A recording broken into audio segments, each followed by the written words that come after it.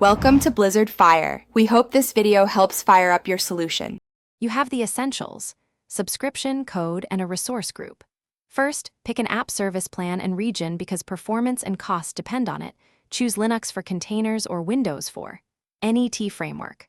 Once done, create the app service plan and then the web app in the portal or run as web app create with your resource group and plan. Make sure to name the app uniquely. That name becomes your default host name and influences DNS and SSL choices later. Now deploy your app using the simplest route available.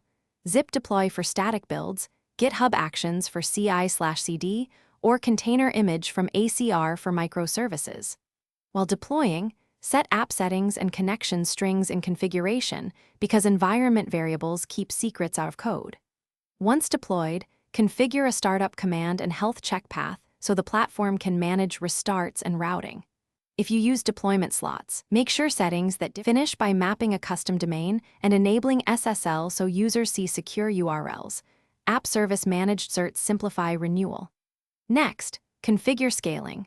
Scale up for CPU needs or scale out with auto-scale rules for traffic spikes, and validate in a staging slot before swapping to production. Finally, monitor with log stream and application insights to verify performance.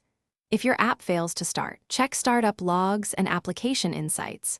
A common fix is correcting a missing environment variable or a wrong startup command.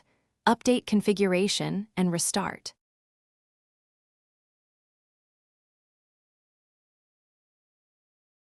Thanks for watching. If you found this helpful, don't forget to like and subscribe.